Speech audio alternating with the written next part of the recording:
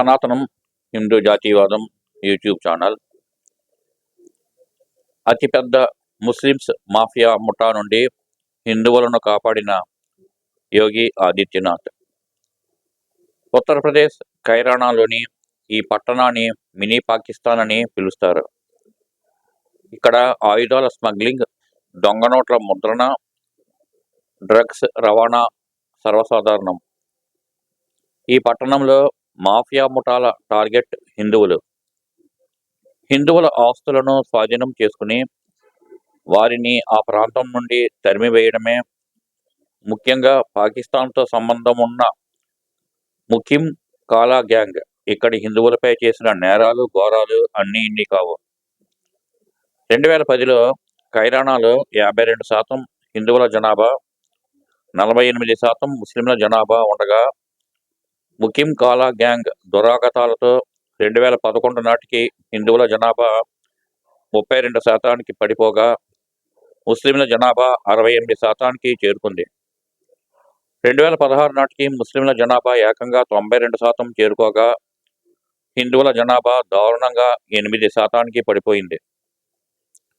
ఖైరానా పట్టణంలో ప్రధానంగా హిందువులు వ్యాపారాలు, ఉద్యోగాలు చేసుకుంటూ బ్రతికేవారు. దీనితో రంగంలోకి దిగిన ముకిం కాలా గ్యాంగ్ హిందూ వ్యాపారస్తులను టార్గెట్ చేస్తూ బహిరంగంగా హత్యలు చేయడం మొదలుపెట్టారు. ఒక్కొక్క వ్యాపారిని 15 లక్షల రూపాయలు డిమాండ్ చేసేవారు. అంత మొత్తం ఇచ్చుకోలేని వ్యాపారస్తుల షాపులను ముకిల్ గ్యాంగ్ స్వాధీనం చేసుకుని ముస్లింలకు అప్పగించేవారు. అంతేకాకుండా ఈ గ్యాంగ్ హిందువుల ఇళ్లను కూడా టార్గెట్ చేసింది. హిందువుల ఇళ్లలోకి ప్రవేశించి అసహ్యంగా మాట్లాడటం, మందు తాగడం వంటి చర్యలకు పాల్పడేది. ముఖ్యంగా అఖిలేష్ యాదవ్ కాంగ్రెస్ ప్రభుత్వ హయాంలో ఇక్కడ పెద్ద ఎత్తున హిందూ బాలికలపై అత్యాచారాలు జరిగాయి. ఆ సమయంలో ఇక్కడ ముకిల్ గ్యాంగ్కు తిరుగు లేకుండా పోయింది. దీంతో అటు ప్రభుత్వం నుండి ఇటు పోలీసుల నుండి ఎటువంటి సహకారం లేకపోవడంతో కైరానాలో ఉన్న హిందువులు ఈ ప్రాంతం నుండి పెద్ద ఎత్తున తరలిపోవడం ప్రారంభించారు. ఈ విషయాన్ని 2016లో బీజేపీ ఎంపీ హుకుమ్ సింగ్ వెలుగులోకి తెచ్చారు. ఈ విషయంపై ఆయన పెద్ద ఎత్తున పోరాటం చేయడంతో ఇక్కడి విషయాల గురించిన వార్తలు పెద్ద ఎత్తున జాతీయ మీడియాలో వచ్చాయి. కేంద్ర ప్రభుత్వం ఎంత ఒత్తిడి తెచ్చినప్పటికీ అఖిలేష్ యాదవ్ ప్రభుత్వం ఎటువంటి చర్యలు తీసుకోకపోగా కేంద్ర ప్రభుత్వంపై ఎదురుదాడి చేశారు. 2017లో యోగి ప్రభుత్వం రావడంతో ప్రధానంగా ఈ ప్రాంతంపై దృష్టి సారించారు.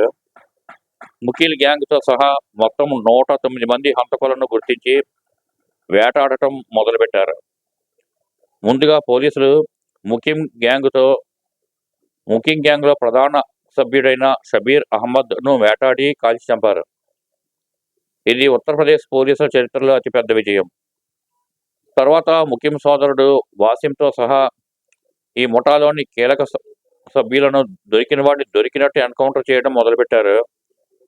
దీనితో బెదిరిపోయిన ముకిం ఎన్కౌంటర్ చేస్తారన్న భయంతో బహిరంగంగా పోలీసులకు లొంగిపోయాడు. ఒక్క ముకిం మాత్రమే కాకుండా ఈ ప్రాంతంలో మొత్తం 70 క్రిమినల్స్ హంతకులు పోలీసులకు లొంగిపోగా మిగిలిన వారు ఉత్తరప్రదేశ్ నుండి పారిపోయారు. ఈ గ్యాంగ్లకు మద్దతునిస్తున్న కైరానా ఎమ్మెల్యే సహీద్ హసన్పై కూడా కేసు పెట్టి విచారణ జరుపుతున్నారు. అంతేకాకుండా హిందూ బాలికలను ఈవ్ టీజింగ్ చేస్తూ ఏడిపించే వారిని గుర్తించి వారికి పోలీసులు తమదైన శైలిలో గట్టి ట్రీట్మెంట్ ఇవ్వడంతో కైరానా పట్టణంలో వాతావరణం ఒక్కసారిగా మారిపోయింది. దీనితో ఈ ప్రాంతం నుండి తరలిపోయిన హిందూ కుటుంబాలు గత 6 నెలల నుండి మరలా కైరానాకు తిరిగి రావడం ప్రారంభించాయి.